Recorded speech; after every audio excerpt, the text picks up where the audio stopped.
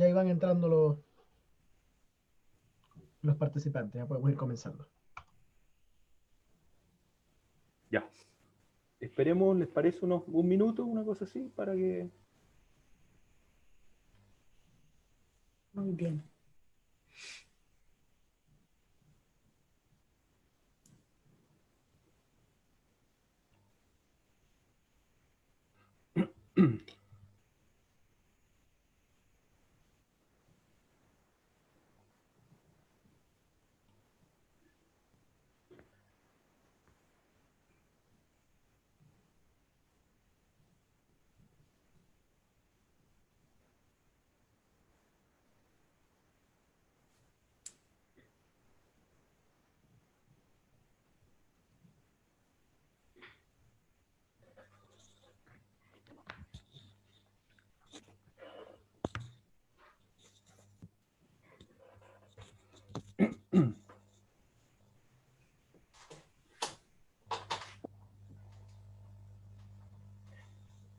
Bueno, siendo las 18:32, quiero saludar a todos y a todas, sean todos muy bienvenidos y bienvenidas, tanto por Zoom como por Facebook Live.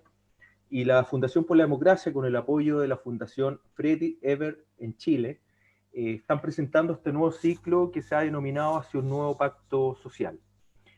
Partimos por presentar a Osvaldo Larrañaga, doctor en Economía de la Universidad de Pensilvania y magíster en Economía por la misma universidad. Él fue vicedecano de la Facultad de Ciencias Económicas y Administrativas de la Universidad de Chile, director del Departamento de Economía de la Universidad de Chile, profesor en la Universidad de Chile, Universidad de Concepción y el programa de posgrado y la de Georgetown University, entre otros. Participó también en el área de reducción de la pobreza y desigualdad del PNUD, en donde fue parte del equipo detrás de Desiguales, Orígenes, Cambios y Desafíos de la Brecha Social en Chile.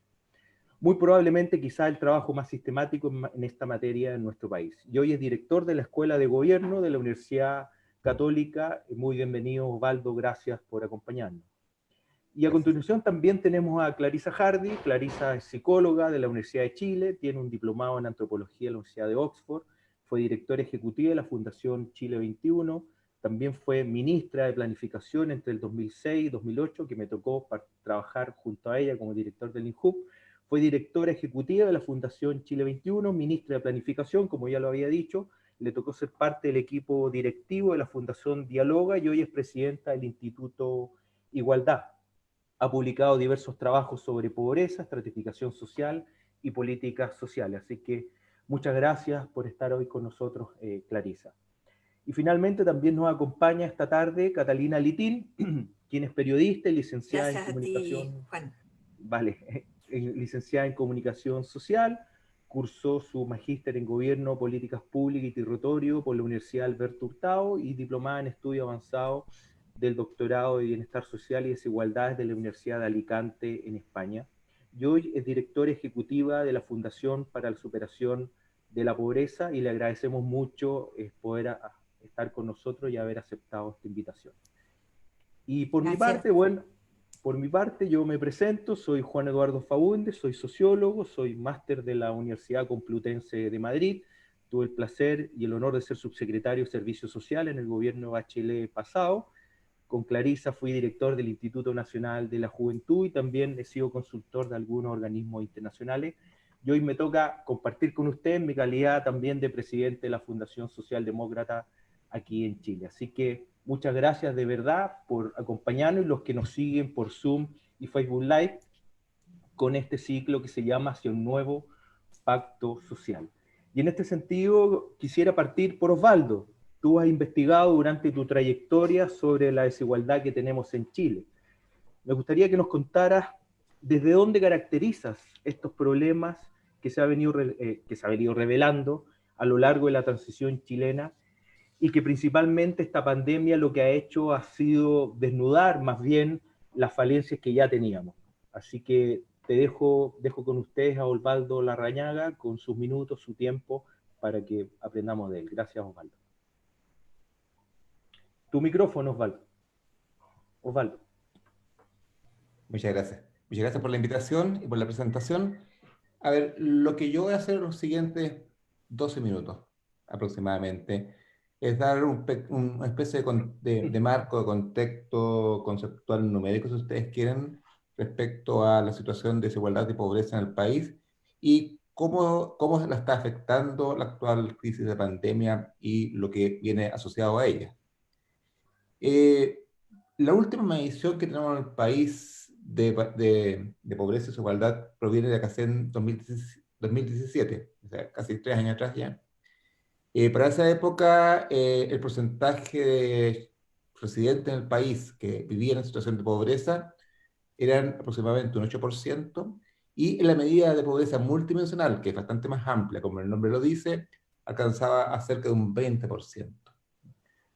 Ahora, que un 8% de la población viviera en situación de pobreza de ingresos no significa para nada que el 92% del restante vive bien, ¿cierto? Muy lejos de eso. Hay una franja bien amplia de población de Chile que vive en un territorio entre la pobreza y la clase media, que es lo que grupos que generalmente se denominan como vulnerable o clase media baja o qué sé yo. Es un grupo que, por sus características, si bien tienen algún nivel de ingreso monetario por sobre la línea de la pobreza, en general son vulnerables en el sentido que están expuestos a riesgos económicos más allá que otros grupos. Y lo que es el COVID a este respecto es un gran impacto negativo en la ocupación y los ingresos monetarios de los hogares. Entonces, fundamentalmente va a ser ese grupo, la población vulnerable, incluso la clase media, la que va a experimentar con mucha alta probabilidad un gran deterioro en sus niveles de vida en estas circunstancias. A ver, de acuerdo al INE, que ha estado midiendo regularmente el empleo, entre el último trimestre móvil, es decir, abril, mayo, junio, igual trimestre del año pasado, o sea, en un año, alrededor de 1,8 millones de personas habrían perdido su ocupación. A eso se suman 700.000 personas que están bajo la ley de protección del empleo, que son personas que técnicamente siguen ocupados, se llaman ocupados ausentes, pero cuyos ingresos se han reducido significativamente dado, digamos, el diseño del mecanismo. Ahora, la tasa de desocupación no es una buena herramienta para medir este impacto, ¿no? Porque el desempleo se mide, llega la persona a la casa, pregunta, ¿usted estuvo ocupada la semana pasada? Si dice que no, le preguntan, ¿y estuvo ocupada y estuvo buscando activamente empleo? Y si la persona dice que no, no queda como desocupado, queda como inactivo laboralmente. Lo que sucede hoy día es que hay una gran cantidad de personas que, habiendo perdido el empleo, no están buscando empleo porque no pueden o no quieren salir de sus viviendas, ¿no?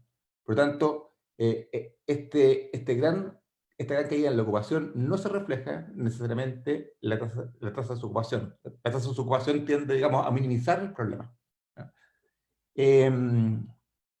Ahora, ¿qué va a pasar con los ingresos monetarios de estos hogares al perder los trabajos?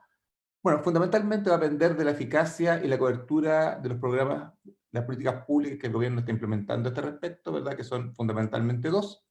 La ley de protección del empleo, que funciona bien porque está trabajando sobre la base del seguro de empleo, una política que ya tiene muchos años, digamos, de operación y por lo tanto, y donde están todos los datos necesarios para hacer política pública en forma rápida y eficiente están. Y para el grupo informal, si ustedes quieren, entonces está el IFE, Ingreso Familiar de Emergencia, que es básicamente una política pública que no existía antes y por lo tanto se montó muy rápidamente, en forma improvisada, no había otra manera de hacerlo, y ahí tenemos mucha menos claridad respecto a qué está pasando. Ahora, es posible que las cifras del INE estén sobreestimando la caída en la ocupación, porque si a ustedes los contactan telefónicamente, hoy día las encuestas son telefónicas, un funcionario del INE les pregunta, bueno, ¿qué está pasando en su hogar con ocupación y con ingresos? lo más probable es que si ustedes están postulando o han accedido a una ayuda pública, lo más probable es que puedan tender ustedes como a subdeclarar la situación del hogar, ¿no?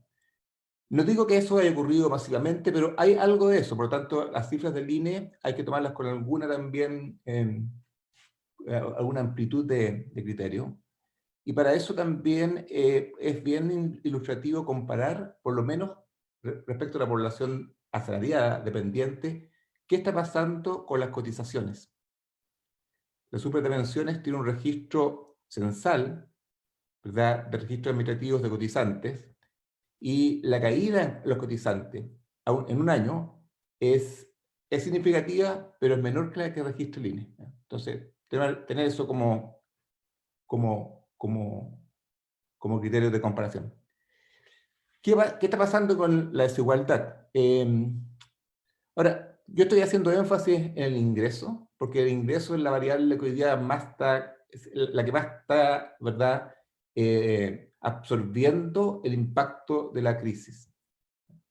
Y si bien la desigualdad tiene múltiples facetas, y lo que aprendimos precisamente en los últimos años es que solamente medir o fijarnos en el ingreso es una medida parcial y engañosa la situación del país, porque la situación de la desigualdad de ingreso medida oficialmente por la CACEN y el Ministerio de Desarrollo Social venía mejorando ligeramente. Por otra parte, todas las medidas que tenemos a partir de encuestas de opinión pública sobre percepciones de equidad de la población, sobre percepciones de cuántas oportunidades hay en el país, se venían deteriorando, ¿no? Entonces, eso, ¿verdad?, hace relación a que la desigualdad la podemos medir por ingresos, pero no es una medida suficientemente completa para hablar de lo que está pasando en el país en desigualdad. Ahora, dicho eso, dado que el impacto hoy día mayor es en la variable ingreso, es muy probable, ¿verdad?, de que la desigualdad crezca, porque el evento, el shock negativo, no está afectando a todos por igual, sino está afectando fundamentalmente a personas que están en ciertos sectores económicos y a personas de menor calificación que tienen menos holgura, libertad, ¿verdad?, para adaptarse a las situaciones actuales de trabajo. Ahora, ¿cuánto tiempo va a durar esto? Para ir terminando ya mi parte. Va a depender, creo yo, fundamentalmente de cuándo tengamos una vacuna, ¿eh? Lo más probable, mirando a lo que está pasando en otros países, es que en los próximos meses nosotros vamos a tener un periodo de avances y retrocesos respecto a la pandemia, ¿no? Y, por lo tanto, no vamos a recuperar plenamente la normalidad económica, sino hasta que tengamos una vacuna, y los cálculos más optimistas al respecto podrían decir de que Chile podría contar con una vacuna hacia mediados del primer semestre de 2021. Asumiendo que hacia fines de este año el mundo ya hay una vacuna efectiva y que se comienza a producir y que a Chile llega no muy tarde.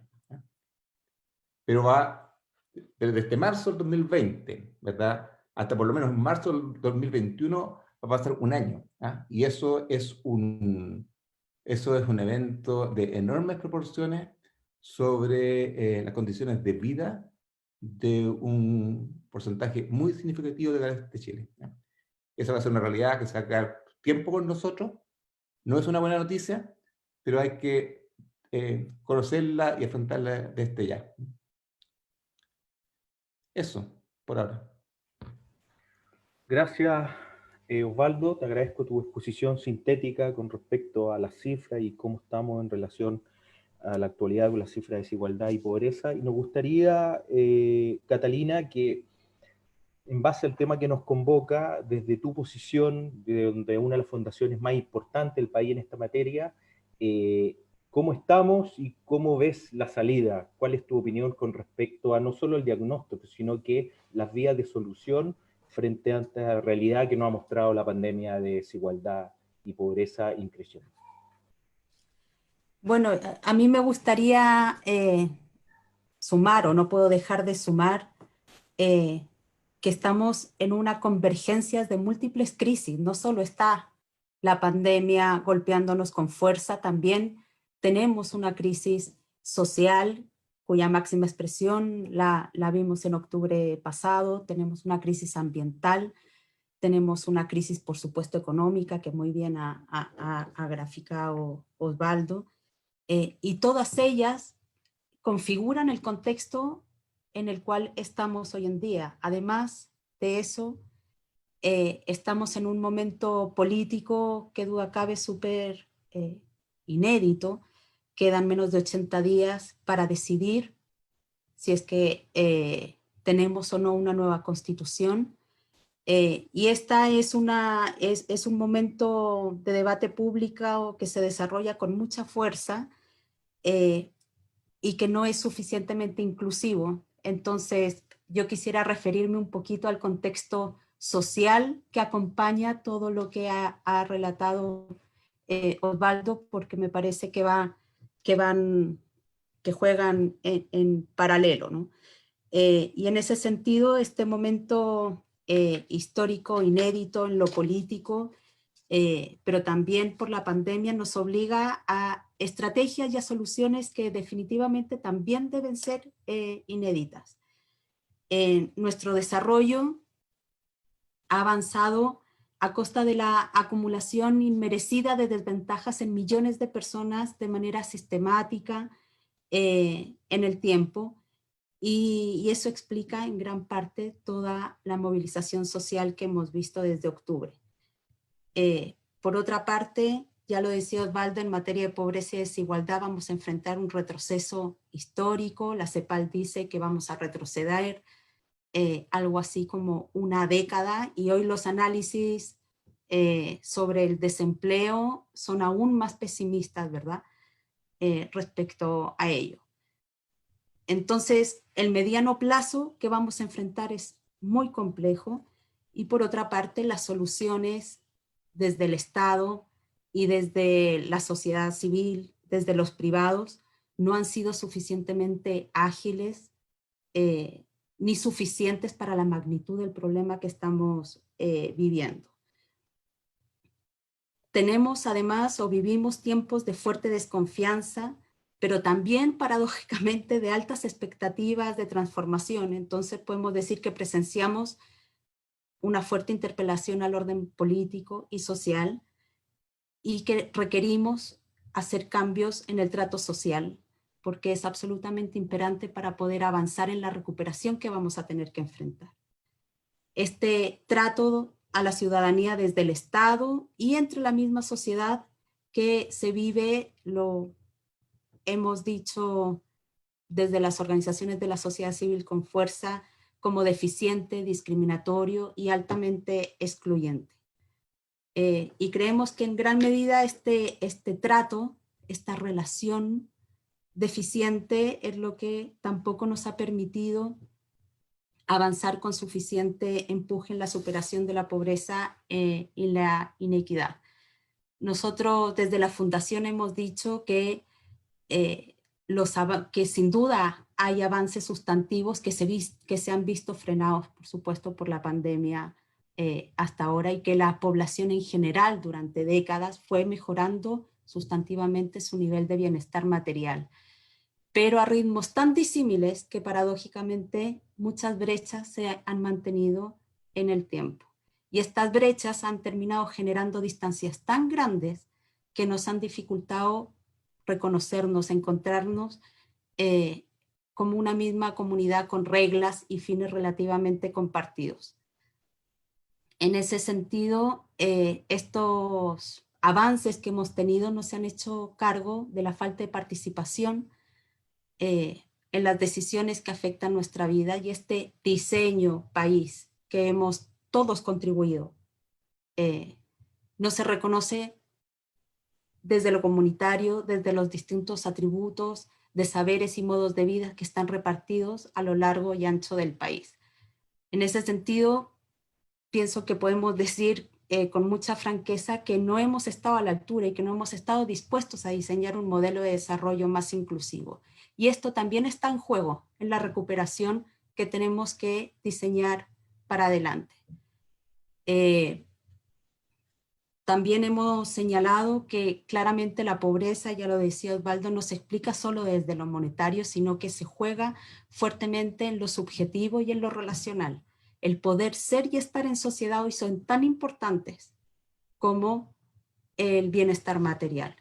Y en este sentido, abrir el espacio de realización de las personas con sus particularidades, sus diferencias, en un marco común que integre y que convoque fuertemente, es lo que nos va a permitir construir, experimentar en conjunto una vida buena, como lo diría Amartya Sen, ¿verdad?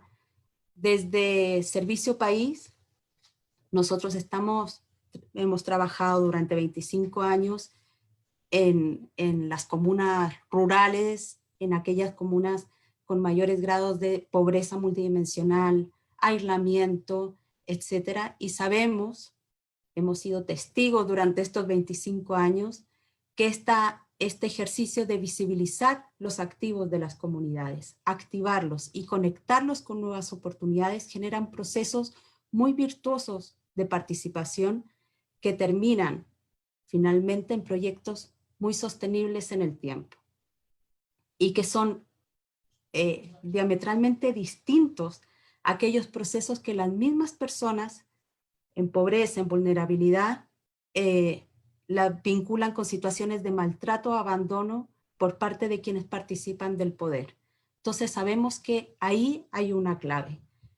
Hoy, que duda cabe, tenemos el desafío, la oportunidad de co-construir un diseño distinto y por supuesto que no partimos de cero. Esto no se trata de borrar todo lo avanzado, todo lo aprendido desde el retorno a la democracia. Por el contrario, creemos que es una tremenda oportunidad para sumar una necesaria mejora y transformación y avanzar en un modelo que fortalezca nuestra democracia y que sea mucho más justo de lo que hemos logrado construir hasta ahora. Desde la mañana del 19 de octubre, más de 600 organizaciones nos articulamos en lo que llamamos Nuevo Pacto Social. Un nuevo pacto social que estamos convencidos de es necesario para recuperar la convivencia perdida, para reconstruir, volver a tejer nuevas confianzas, pero por sobre todo para poder sostener el proceso que para nosotros es tan importante como el resultado que se obtenga. Y desde ahí quisiera como en un segundo destacar dos grandes iniciativas. Ahora nos toca participar, tenemos que hablar de Chile. Esta misma iniciativa, a la que nos sumamos con fuerza porque pensamos y esperamos que esta debe ser la votación más, a pesar de todas las dificultades, más numeroso del último tiempo y también la conversación más inclusiva y más diversa que podamos generar. Y aquí simplemente destacar, para terminar, algunos puntos que nos parecen esenciales. Primero, la generación de diálogos de verdad. Diálogos que sean genuinos, inclusivos, vinculantes y de carácter permanente. Y no instrumentales, como son los que hemos tenido hasta el momento. Entender la participación como una verdadera llave maestra de este nuevo pacto social, para poder hacerle frente a esta democracia que sabemos está debilitada, que carece de instancias permanentes y que ha debilitado la cohesión social y la cultura y la colaboración, que son para nosotros base de una sociedad que está comprometida con el bien común. Necesitamos nuevas políticas públicas con nuevos diseños que contemplen la participación de las personas en sus diseños, en su ejecución y también en la evaluación, que no pueden seguir siendo meras expendedoras de bienes y servicios y seguir concibiendo al sujeto como un sujeto altamente pasivo en la construcción de soluciones. Y ahí hay algo muy importante que creo que ha quedado como a la vista y que tiene que ver con nuestros sistemas de focalización. Claramente, frente a una situación tan inédita como la que estamos viviendo, la burocracia, que forma parte, ¿verdad?, de estos sistemas de focalización, han sido un verdadero obstáculo para poder llegar a tiempo y a la cantidad de personas que definitivamente siguen requiriendo ayudas en este golpe tan fuerte en lo económico que estamos viviendo. Creemos que de esta manera nosotros podemos contribuir a recuperar lo público, que tenemos que pensar en una recuperación que sea verde y sustentable, que tenemos que impulsar con fuerza los procesos de descentralización que vienen, porque hoy más que nunca hemos visto cómo los gobiernos locales, las comunidades activas, han sido fundamentales en poder llegar con ayudas donde el Estado no ha logrado llegar con tiempo y donde incluso organizaciones de la sociedad civil también se han visto dificultadas para poder estar en los territorios afectados. Eso por el momento. Gracias, Catalina. Te agradezco tu exposición desde tu experiencia en el territorio. Y queremos darle el paso a la palabra a Clarisa. Tú has escrito bastante sobre el tema de pobreza y desigualdad y la respuesta, y cuál es la respuesta adecuada frente a la política pública y en específico de la política social con respecto a eso. Tú también hace tiempo atrás estudiaste bastante lo que es el concepto de vulnerabilidad en Chile, y en este sentido, a tu juicio, ¿qué tipo de herramientas quizás debemos ir pensando desde nuestro mundo, desde el progresismo, la centroizquierda, la socialdemocracia, en términos de cuáles deberían ser los énfasis de esta redefinirnos, de esta reconstrucción social que amerita trabajar aceleradamente para los próximos años? Gracias, Clarisa. Gracias, Juan Eduardo. Un saludo a Catalina y a Osvaldo, a quienes no veía hacía mucho. Me da mucho gusto compartir con ustedes acá. Juan Eduardo hemos coincidido en otro conversatorio hace no mucho tiempo atrás. Así que él tal vez va a encontrar que yo me repito, porque no hay la posibilidad de innovar mucho cada vez que uno va a un conversatorio tan seguido. Quería partir de algo anecdótico para a partir de ahí hacerme cargo del eje central que planteó Catalina, que lo comparto y lo suscribo completamente. Yo estoy, al igual que probablemente muchos de ustedes, si no la mayoría, confinada en mi casa desde mediados de marzo. Y por ahí, por mayo, empecé a recibir unos correos masivos de Mercado Libre ofreciendo lecturas para el confinamiento. Y para mi gran sorpresa, dentro de las ofertas que venían de lectura este periodo, venían 2 títulos de 2 libros que yo trabajé, estudié, trabajé y escribí en los 80s, cuando hacíamos desde el mundo no gubernamental, a donde estábamos la disidencia, la oposición concentrado, porque obviamente el mundo universitario nos había expulsado a todos afuera. Los 2 libros aparecían ahora por lo que estaba ocurriendo en la pandemia. El primero de ellos es Hambre más dignidad igual ollas comunes, y lo cito porque tal vez la mejor evidencia de la situación que estamos viviendo, de la magnitud, mucho más que las cifras de la CACEN, que no la tenemos hace ya desde el año 2017, es precisamente el surgimiento de ollas comunes, porque el hambre llegó a Chile, en un país con un ingreso per cápita aproximadamente de $25.000 de ingreso per cápita. Tenemos hambre. A los pocos meses, ni meses, a las pocas semanas de confinamiento. El segundo es uno que se llama Organizarse para vivir pobreza urbana y organización popular, que recoge, además de las ollas comunes, todas las formas y estrategias que se dieron para enfrentar la crisis de los 80 y la dictadura, los sectores populares en Chile. Y parto de ahí, porque la sorpresa es que libros escritos más de 30 años atrás, en una realidad políticamente muy distinta, estábamos hablando en plena dictadura, estábamos viviendo fenómenos que hoy nos golpean a la cara, y yo acabo de escribir el prólogo de la reedición de los 2 libros, que los vamos a difundir gratuitamente como libros electrónicos, porque además los vendían muy caros y me parece una vergüenza que si hay algo para aprender de esa lección haya que pagar, cuando estos fueron escritos hace más de 30 años atrás. Y dije, como un fantasma nos recuerda, nos revive la capacidad y la energía que existe a nivel de la sociedad civil, particularmente en los sectores populares, la capacidad de reacción frente a la adversidad. Hay dos alternativas, Catalina. Una, y lo vimos en el estallido, hubo dos grandes caminos. O el camino contestatario violento, o el camino solidario, propositivo y con capacidad de reacción de la propia sociedad frente a su propio proyecto de vida, estrategia de desarrollo y en este caso subsistencia. Y si algo nos pasó durante 30 años, más allá de las cifras que nos dio a conocer Osvaldo, creo que la gran deuda es que fallamos en potenciar lo que en aquel entonces la sociedad nos mostraba, esta capacidad de energía para enfrentar la superación entonces abrumadora de pobreza y de desigualdad, y nos la farreamos en el sentido, no que no fuimos capaces de reducir estadísticamente la pobreza, fuimos incapaces de hacer partícipe a los propios protagonistas de la respuesta.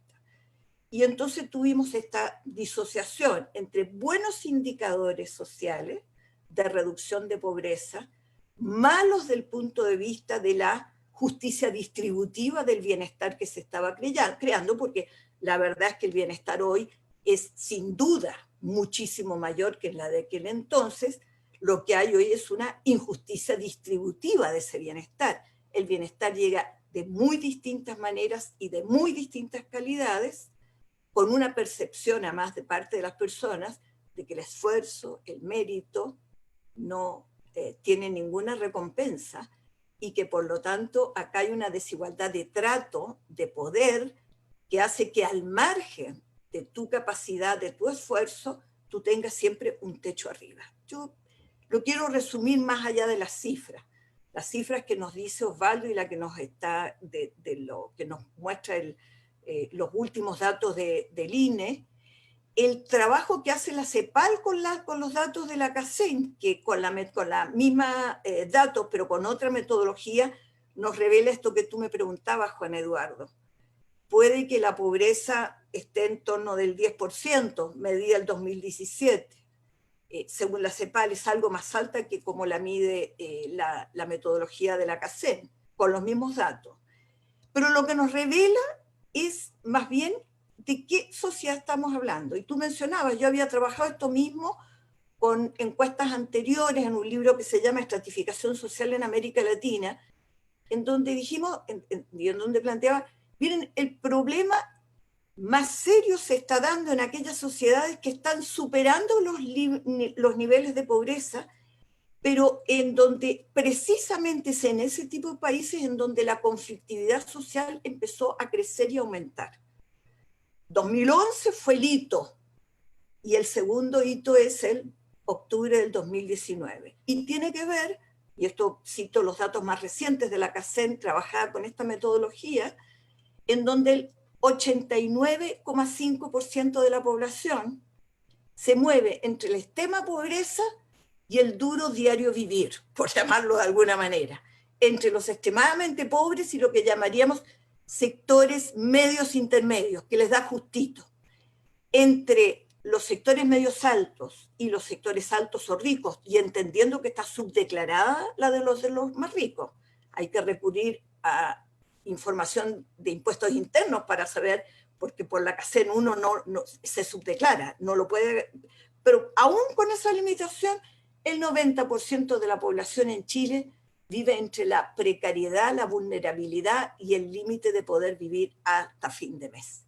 Frente a eso, lo que hizo la pandemia es ponerle una lupa a esa sociedad.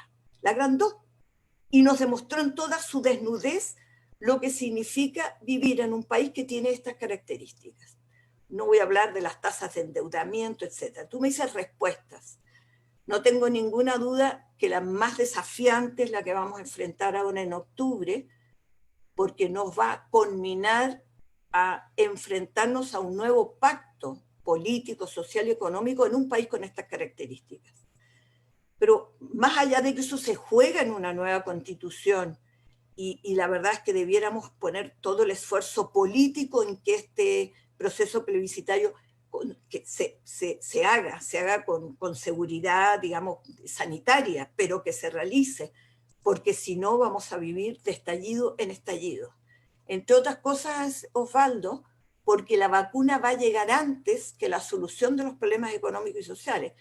Todos predicen que con estas tasas de desocupación o de inactivos, con empleos que se perdieron, con cambios estructurales que va a haber también en las formas de ocuparse, va a tomar mucho más tiempo la recuperación que la propia solución de la epidemia. Y por lo tanto nos enfrentamos a un horizonte largo. Y lo que tenemos que hacer es generar las condiciones políticas y sociales en el país para que no se juegue ni esté amenazada la democracia, ni más ni menos, fruto de no saber que esto es lo que se está jugando en la Constitución. Y si tú me dijeras del ámbito más propiamente nuestro, en el ámbito de la política pública y sobre todo del área social, yo para no extenderme diría que la primera lección que aprendimos, y lo señaló Catalina, y hay mucha evidencia, por cierto, sobre el IFE. Nosotros, el Instituto Igualdad, tiene un observatorio, sacamos un informe, lo quiero mostrar en pantalla, ingreso familiar de emergencia, hicimos una evaluación, la llevamos al Congreso, me tocó presentarla en la Cámara de Diputados y en la del Senado también, precisamente porque le indicamos desde el inicio en la discusión al gobierno los límites que tiene este modelo de focalización con esta estructura social. Y entonces generaron respuestas distintas para la inmensa mayoría de los vulnerables de este país, que estamos hablando cerca del 90% de la población, que se mueve entre la total ausencia de ingresos hasta una disminución drástica de sus ingresos, los dividieron por fuentes de ingresos y a cada uno le dieron tratamiento distinto. En vez de decir a igual nivel de vulnerabilidad, todos tienen los mismos derechos a lo que nosotros hemos llamado una renta básica. La llamamos renta básica de emergencia y creo que el gran reto del progresismo es tender a lo que yo llamaría la renta básica universal, porque lo que vamos a vivir en los próximos años significa generar un sistema más sólido de protección de ingresos que no existe, porque claramente el seguro de desempleo que finalmente se terminaron de comer ahora los trabajadores de aquí al fin del próximo mes, se comen enteramente sus fondos, van a quedar sin fondos y por lo tanto vamos a tener que prever, más allá de lo que se pueda generar por el trabajo, pero con la lentitud que va a tener la recuperación del empleo, vamos a necesitar garantizar el derecho ciudadano, no laboral, el derecho ciudadano a tener un ingreso básico que permita un piso de dignidad y de satisfacción de derechos. Yo diría, esa es la gran tarea política por delante, por la emergencia, por las consecuencias de la emergencia. La segunda, y lo dijo Catalina, hemos pagado el precio, era entendible la focalización en el Chile postdictadura con 40% pobreza. Seguir con ese criterio lo que hizo fue desconocer que salir de la pobreza es caer en los umbrales de la vulnerabilidad y por lo tanto dejaste en un terreno de nadie a segmentos muy importantes de la población. Y por lo tanto el criterio ahora es avanzar hacia la universalidad de la protección social, que no exista, y vincular no solo terminar con este modelo de focalización estricto que tenemos, avanzar hacia la universalidad, pero sobre todo con criterios de trabajo territorial. Si algo hemos dañado del tejido social, y lo digo autocríticamente, Juan Eduardo, porque hemos sido también gobiernos, es que nosotros segmentamos, si este modelo hegemónico neoliberal ha finalmente individualizado de la sociedad, la ha segmentado y la ha segregado, la ha mercantilizado, nosotros construimos una política social que lo agravó, porque al interior de un mismo territorio en donde conviven pares con diferencias marginales de ingreso, unos entran en beneficios y otros no, lo que hicimos fue romper sentido de comunidad, sentido de identidad, sentido de pertenencia, y dejamos excluidos a segmentos que hoy día son los más castigados precisamente en momentos de emergencia. Hoy es emergencia sanitaria, mañana será de nuevo una emergencia por un terremoto o por cambio climático. Como bien señala Catalina, acá tenemos también una deuda de una estrategia de desarrollo que nos está castigando medioambientalmente. Por eso creo que también el reconstruir una estrategia de intervención con base territorial permite no solo mejores resultados, descansar en la capacidad organizada de las personas, sino mucho más eficiente y más eficaz en la respuesta. Las ollas comunes son una mejor respuesta que el reparto de las cajas de alimento a domicilio, no cabe duda. Las ollas comunes dinamizan el comercio local, generan vínculos, generan modalidades mucho más adecuadas de distribución que el uso político. Ya lo conversamos en un conversatorio con Juan Eduardo, ¿te acuerdas? Que la manera en que se concibió esta estrategia de entrega de alimentos. Y termino de que también tenemos pendiente, así como decimos, seguridad en los ingresos, dado la magnitud del desempleo, de la informalidad y de la subocupación que nos va a acompañar. Es inescapable la seguridad en los ingresos a la vejez, y esto implica una reforma previsional sí o sí urgente. Sin hablar de que también la lección que hemos aprendido es que en salud y educación se notó la desigualdad también en este periodo, y por lo tanto el fortalecimiento de la salud pública, sobre todo de la atención primaria, de la estrategia preventiva de salud, va a tener que ser parte de la gran tarea, lo mismo que la educación, en donde el confinamiento de los niños los castiga desigualmente a quienes tienen las capacidades de contar con recursos para tener aprendizaje por vía remota, tienen mayores condiciones en el hogar para aquello, que aquellos otros niños que vienen de un sistema de educación mucho más limitado y que tienen condiciones mucho más limitadas en sus hogares. Yo no sé si me extendí demasiado, perdón. Gracias, Clarisa. Bueno, Osvaldo nos puso las cifras sobre la mesa que son preocupantes y que van a ir creciendo en los próximos meses, lamentablemente. Catalina nos puso en acento la necesidad de los cambios estructurales vía el plebiscito que se viene, pero también resaltó lo que tiene que ver con el comunitarismo, volver al sentido comunitario de la política social e integradora. Y bueno, Clarisa nos señaló con respecto al tema de dejar el enfoque de focalización que correspondió a un escenario político de Chile, social y económico, para pasar poco a poco, o no sé si poco a poco, más aceleradamente al concepto de universalidad. Y en ese sentido, si me permiten, creo que el seminario que nos convoca ahora se habla de un nuevo pacto social, y efectivamente se están dando ciertas condiciones sociales, políticas, económicas, con respecto a cómo nos redefinimos. La pandemia, bien lo señalaban los panelistas, desnudó la tremenda vulnerabilidad que teníamos. Si bien es cierto, se salió de la pobreza, pero ante cualquier soplido social, económico, mucha población dejó de tener su empleo o empezó a tener ingresos prácticamente cero. Y tenemos un cóctel bastante potente y lamentable, pero que nos permite redefinirnos: la crisis sanitaria, la crisis social que venía desde octubre, la crisis económica que la tenemos instalada, y estamos a puerta también, si no ya es una crisis política y de representatividad tremenda en nuestro país. Y desde esa perspectiva creo yo que también como sectores de centro izquierda tenemos que estar más atentos cuando tenemos que pactar con la derecha económica, porque el IFE lo hemos analizado en su minuto con Clarisa, tenía una llegada a 2.2 millones de beneficiarios, cuando el 40% más vulnerable del registro social de hogares eran 3.100.000 hogares, y por tanto era imposible cumplir las expectativas, y ahí hubo una oposición que creo yo que tuvo que ser más firme con respecto a generar una estrategia de negociación de mediano o largo alcance que al final se nos disparó en los pies, y a las pocas semanas del IFE 2.0 ya se estaba hablando en el IFE 3.0, bono, etcétera, etcétera, etcétera, producto que quizás no tuvimos la fuerza de encarar ese proceso de mejor manera.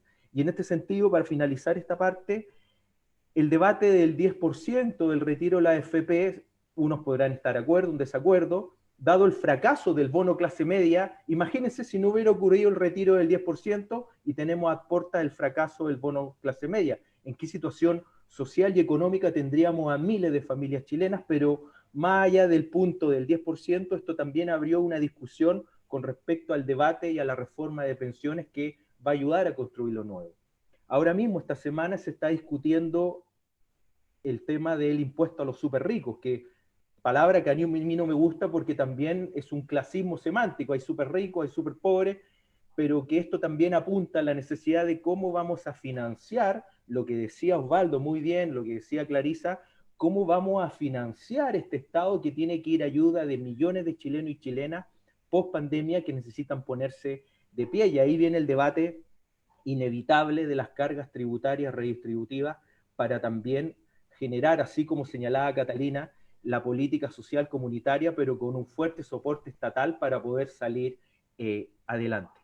Y desde esta lógica quisiera preguntarles a cada uno de ustedes, ¿cómo ven el 2021 con este nuevo pacto social? ¿Qué condiciones se deberían dar para que se genere un nuevo pacto social en Chile que nos permita, como bien decía Catalina, no perder estos 10 años, como señala la CEPAL, sino que por el contrario, acortar esa pérdida y ponernos de pie en el más breve plazo?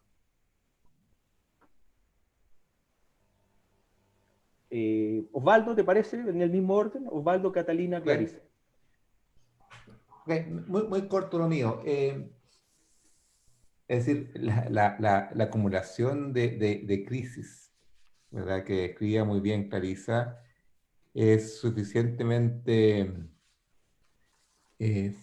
fuerte, importante, ¿verdad? Como para tener que efectivamente pensar en cómo lo enfrentamos como país, ¿ya?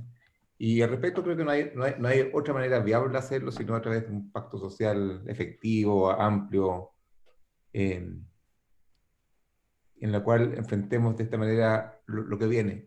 Yo quería agregar a la crisis sanitaria, a la crisis social, ¿ya?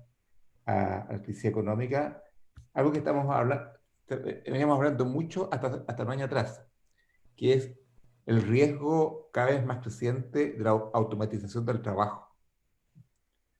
De hecho, el concepto, esta propuesta de ingreso o renta básica universal, que hasta ahora es una propuesta porque no hay ningún país que la haya implementado, justamente tuvo un auge en la discusión a propósito de la amenaza del cambio tecnológico y sus posibles efectos sobre el trabajo.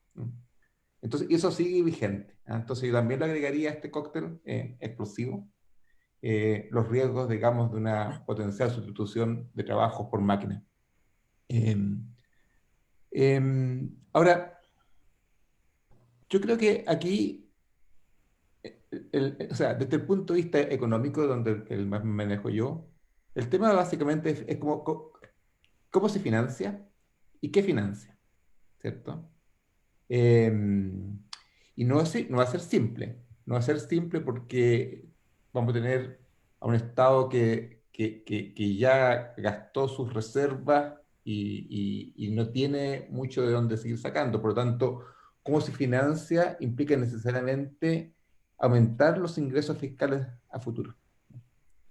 Ahora, ¿cómo los aumentamos? Cuidando la recuperación económica. Y yo estoy también muy de acuerdo con Clarisa, es decir, el hecho de que tengamos una vacuna, que ojalá que la tengamos, obviamente no es que solucione el problema, sino que permite empezar la recuperación. Pero esto va a tener varios años. Ahora, lo que pasa es que la situación con vacuna o sin vacuna es re distinta, igual, ¿eh? Pero yo estoy de acuerdo con Clarisa en el sentido de que no es que la vacuna vaya a solucionar inmediatamente los problemas económicos que se han derivado de la pandemia. Esos son problemas que se acumularon y tenemos una deuda que va a tomar bastante tiempo, digamos, de desenredar. Entonces, yo diría, digamos, que en su parte económica, el pacto pasa por definir claramente qué vamos a necesitar financiar y dónde vamos a sacar los recursos. Y obviamente no soy quien para dar la respuesta, ¿eh? Pero creo que al menos las preguntas son esas. son preguntas simples y las respuestas son harto más complejas. Eso. Gracias. Sí, Catalina, por favor. yo estoy plenamente de acuerdo con aquello en el que creo que nadie tiene respuestas rotundas ni seguras frente a lo que viene, justamente por lo que decíamos antes, por lo inédito que nos ha tocado enfrentar. Pero sí creo que justamente eso también constituye una oportunidad distinta que tenemos que saber aprovechar, porque no la vamos a tener mucho tiempo más tampoco. Son oportunidades que aparecen a lo largo de las historias y hay que hacer el mejor trabajo posible. Y en ese sentido, para adicionar, digamos, a lo que señaló Osvaldo, yo creo que es muy, muy importante cómo desde los distintos sectores y de los distintos trabajos que realizamos, nosotros logramos otorgarle a este proceso calma, confianza, cómo enfrentamos la alta polarización que vemos en el debate público y al que está sometido la ciudadanía, generando o profundizando aún más las incertidumbres, aún más las dudas sobre cualquier cosa, ya no solo sobre el plebiscito, sino también sobre las soluciones que se van buscando en conjunto a través de la política, a través del mundo privado, etc. Yo creo que tenemos una responsabilidad ahí que es gigantesca, porque si no logramos instalar un marco de corresponsabilidad en esto, va a ser muy difícil enfrentar los años que vienen, años en los que vamos a tener que apretarnos el cinturón, años en los que vamos a tener que poner la colaboración y la solidaridad con mucha fuerza al frente de todas las medidas particulares, individuales de cada uno, pero también desde el Estado, también desde el mundo privado. En ese sentido, creo que es ahí, que es poner reglas claras, poder abrir espacios de participación que sean genuinos para poder entonces tener una gran conversación y un gran acuerdo, el mejor para el país, porque nos va a blindar por muchos años más. Es el futuro que estamos construyendo, son las generaciones más jóvenes las que están mirando y evaluando qué es lo que vamos a hacer aquellos que tenemos algún espacio de decisión. Entonces, abrir la puerta me parece a mí que es la estrategia. Abrir la puerta con reglas claras, con honestidad, con algo genuino que pongamos al centro de la conversación. Gracias, Catalina. Clarisa. Bueno, por lo menos en esta conversación estamos de acuerdo que es difícil desde acá dar respuestas que uno espera surjan de una deliberación lo más amplia y participativa posible.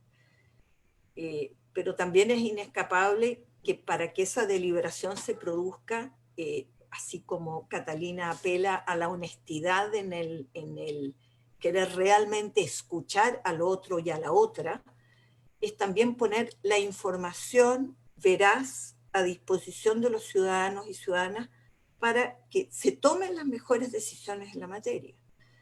Y en ese sentido, a mí me preocupa, por ejemplo, los sesgos informativos o comunicacionales que hoy día desequilibran mucho el acceso a la información veraz. Fíjense ustedes que para el estallido el problema era otro, eran las fake news, eran las noticias falsas que circulaban por redes, que tienen consecuencias gravísimas. Esto puede terminar en construir falsedades que llevan a, son activadoras de conductas.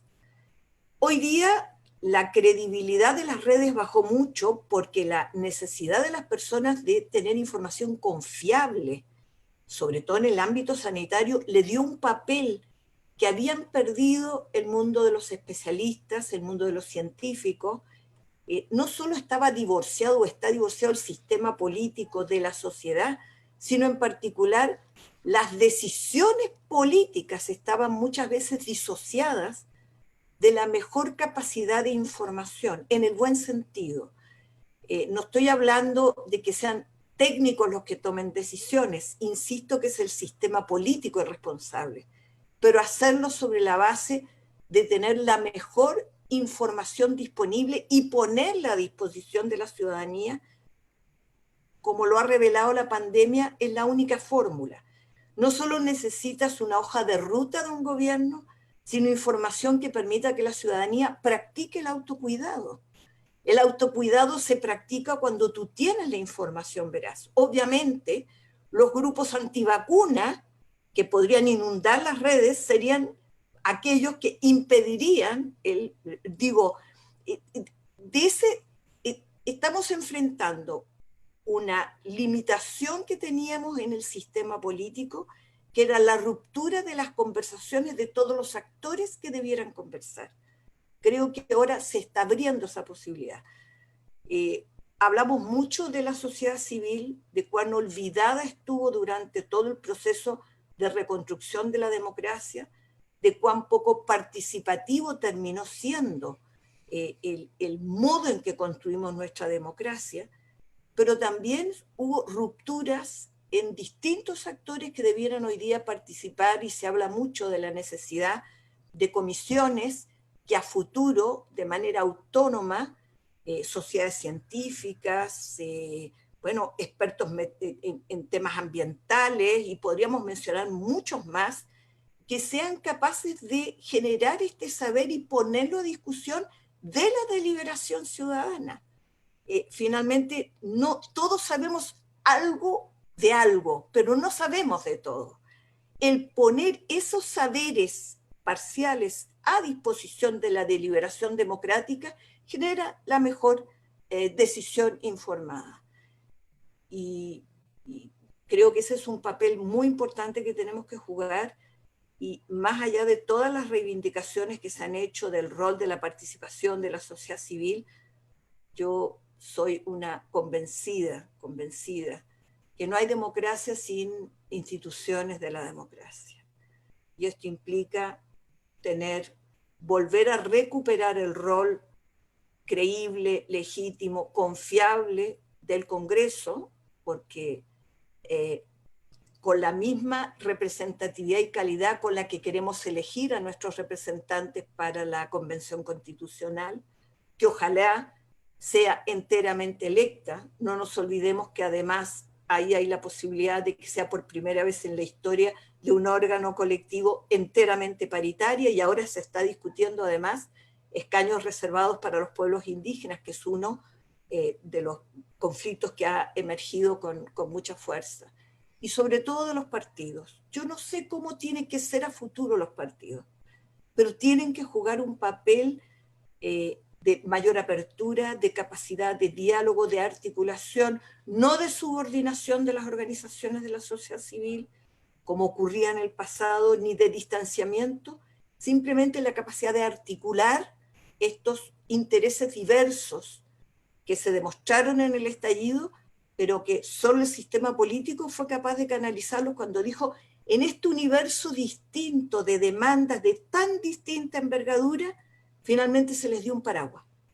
Y el paraguas se lo dio el sistema político, y dijo que sea el nuevo pacto convenido en una nueva constitución. Por lo tanto, yo reivindico la necesidad, además de esta democracia participativa, de mejorar sin duda, pero fortalecer nuestros instrumentos de la democracia, que son el Congreso, cuidarlo, y los partidos políticos. Gracias, Clarisa. Me quisiera detener en algo que señaló Osvaldo y que yo creo que es muy necesario para la construcción de este nuevo pacto social, que nadie tiene la verdad absoluta. Cuando él humildemente señaló: yo no tengo la respuesta frente a esta interrogante, es quizás lo que deberíamos tener como posición política en términos de generar desde la diversidad de planteamientos la construcción de aquella verdad o no verdad, sino de aquel vía de escape o de solución frente a este nuevo pacto social. Y es paradójico, el otro día una amiga socióloga feminista me señalaba, ustedes hablan de diversidad y tolerancia a la diferencia, pero a la hora de definir un proyecto país son muy intolerantes y no apelan a la diversidad que tienen desde la centroizquierda chilena. Una locura, me decía. ¿Cómo fue posible derrotar al dictador cuando tenían el poder económico, militar, y aún así se unieron para poder generar un nuevo pacto social que duró 20, 30 años, con sus bemoles, con sus aciertos? Y por tanto, creo yo que el rol de todos nosotros, sin distinción de quiénes están por arriba, por abajo, es más bien justamente apelar a que nadie tiene una verdad absoluta, sino que hay que generar mínimos comunes que nos permitan articular el cambio. Pero también ver con mucha fuerza, y con lo que señalaba Catalina, lo que señalaba Clarisa, que la votación del apruebo no es algo menor, y lo vimos ya empíricamente en las últimas semanas, donde una presión fuerte ciudadana significó estar discutiendo la reforma a las pensiones. Una discusión fuerte ciudadana que se está dando ahora con el impuesto a los súper ricos, etcétera, va a decantar en un nuevo pacto social en términos de la redistribución de la carga tributaria en Chile, donde, un ejemplo concreto, estamos 15 puntos por debajo de los países que queremos imitar, de la OCDE. Y por tanto creo yo que lo que podemos contribuir nosotros, cada uno desde la esfera, Clarisa desde la Fundación, Osvaldo de la Academia, en mi parte desde la Fundación Socialdemócrata, tiene que ver con poner un grado de humildad, que nadie tiene la verdad absoluta, pero sí sabemos que hay un camino común, que es crear un estado de bienestar, crear condiciones sociales y económicas en Chile para que en definitiva podamos tener una vida más digna. Y lo que decía Clarisa, esa cifra tremenda, que nos va a quedar grabado a todos, del 89,5% que técnicamente es vulnerable en nuestro país, claramente así no damos ningún salto al desarrollo.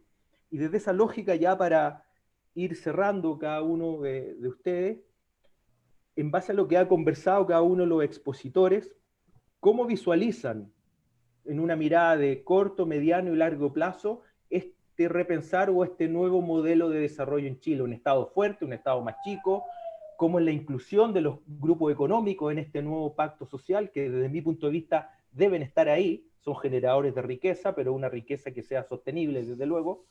¿Cómo ven desde sus distintas aristas las condiciones que deberíamos trabajar luego del apruebo, porque yo creo que va a ser importante aquello, para que se genere esta hoja de ruta en donde todos caben, nadie se le excluye, pero que cada uno tiene que tener su aporte? Lo vamos a hacer al revés. Clarisa. ¿Cuál es la pregunta exactamente? ¿Cuál es la hoja de ruta en términos de corto, mediano y largo plazo que tú ves para este concepto de pacto social? Bueno, la hoja de ruta está establecida por el cronograma que tenemos por delante. Primero, enfrentarnos al plebiscito y evitar lo que en una circunstancia, para mí ya a esta altura, a mí me parece que es simplemente un gallito de fuerza inaceptable de parte de la UDI, esto de haber dicho que derechamente se pase al modelo de discusión de la Constitución en la forma que siempre se había pensado tradicionalmente, que sean congresistas y no que sea la sociedad la que a través del plebiscito elija cuál es la convención por la cual quiere que se redacte la Constitución. Ese es el primerito. El segundo, importantísimo, es el que viene con la elección de los convencionales y las convencionales. Y ahí creo que necesitamos en esa hoja de ruta una generosidad política muy grande. Los independientes por sí solos va a ser muy difícil. Las organizaciones sociales, digo independientes en el sentido que no están afiliados a algún partido, pero que obviamente tienen opinión y quieren colaborar y quieren ser parte de ese proyecto. Y por lo tanto yo creo que acá se juega la credibilidad y la fiabilidad del sistema político abriendo la posibilidad, si de mí dependiera, cosa que no ocurre, pero si de mí dependiera, yo esperaría que los partidos hicieran una convocatoria no a sus militantes, a todos aquellos que quieran ser convencionales, que puedan postular, y después tener algún proceso y un mecanismo que permita hacer una selección, abrir los espacios. Pero esto no se agota con la convención electa.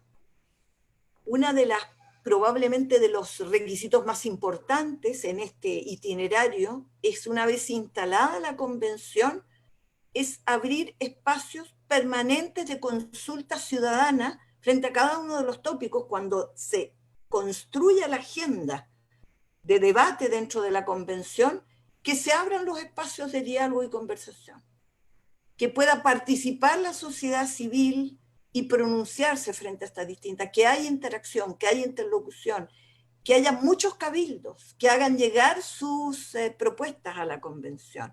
Si nosotros le damos ese carácter, yo creo que lo que tú señalabas, Juan Eduardo, es altamente posible, y es que las más diversas voces también puedan expresarse y buscar, por lo tanto, aquello, porque necesitamos una constitución que nos represente colectivamente, no que se la lleve alguien en particular. Creo que eso es lo que tenemos que cuidar. Confío mucho en que sea convención constitucional enteramente electa, que la mitad sean mujeres y que haya un grupo de escaños reservados para los indígenas, porque la cuestión indígena en Chile tiene que ser resuelta además en esta nueva constitución. Gracias, Clarisa. Catalina, aparte de la pregunta que se formuló, también se te ha hecho una pregunta acá en el panel de cómo cambiar el pensamiento individualista por uno de carácter comunitario, comunitarista. Catalina. Bueno, en relación a lo primero, después a mí me interpreta completamente toda la descripción que acaba de hacer Clarisa, poniendo mucho énfasis en la importancia del proceso, un proceso que comienza, que ya comenzó primero, pero que finaliza una vez que, si es que sale el apruebo y si es que terminamos con una nueva constitución, ese texto está terminado. Si ese proceso efectivamente no es suficientemente representativo, distintamente representativo a lo que conocemos, entonces no habremos logrado, pienso yo, lo que se espera. Nosotros, desde las fundaciones, tenemos un privilegio, y es que estamos con una diversidad de personas, de situaciones que no se ven reflejadas necesariamente en la alta discusión política, ¿verdad?, en los medios de comunicación, etc. Y sabemos que ahí hay tremendas dirigentes y dirigentes sociales, que a mí me encantaría que tuvieran un espacio, por supuesto, en la discusión que vamos a enfrentar, que tuvieran no solo a lo mejor un cupo para poder ser elegidos o elegidas, sino también este espacio en donde puedan volcar todo el conocimiento acumulado en distintas materias, en materia de agua, en materia de economías circulares, en materia de cooperativismo. Son comunidades enteras llenas de estrategias que deben tener el espacio para poderlas poner al servicio del aprendizaje de quienes van a tener la posibilidad de formar parte de ese grupo selecto en la Constitución. Respecto a la segunda pregunta, a mí me parece que todo esto va de la mano, y lo que hemos ido viendo es cómo tanto desde el 2011 con los estudiantes que empezaron, ¿verdad?, una secuencia de movilizaciones sociales hasta ahora, se ha ido instalando, al menos en el imaginario, una cultura solidaria que tiene que seguirse fraguando, que tiene que seguir avanzando. ¿Cómo cambiamos el individualismo hacia lo colectivo? Es a través de poder tener prácticas sociales, experiencias comunes que nos permitan reconocernos y entender más o menos lo mismo. Cuando estamos tan distanciados, cuando nuestras distancias, por dónde vivimos, por dónde estudiamos, por las oportunidades o no que hemos tenido, cuando esas distancias que hemos construido son tan siderales, es muy difícil pensar lo colectivo, lo comunitario como algo posible. Cuando generamos espacios de encuentro, esos matices o esas realidades pasan a ser simplemente matices. Nosotros los conocemos, hemos sido testigos que esos cambios son posibles, pero necesitamos no solo llevarlo a cabo desde las organizaciones de la sociedad civil, porque esa es nuestra misión, ¿verdad? Sino que necesitamos un Estado que también haga ese giro. También necesitamos un mundo privado que esté disponible para dar ese giro. Cuando estos tres actores actúan en conjunto, suceden cosas buenas, suceden cosas poderosas. Y eso es lo que esperamos seguir impulsando desde acá.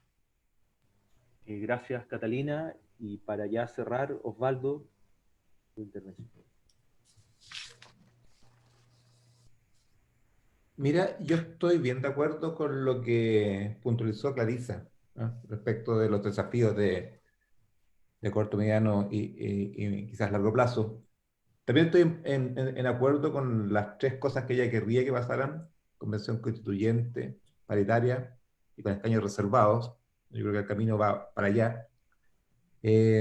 Quizás lo único que quisiera agregar es que para que esto funcione, los jóvenes tienen que integrarse a esta conversación, ¿no?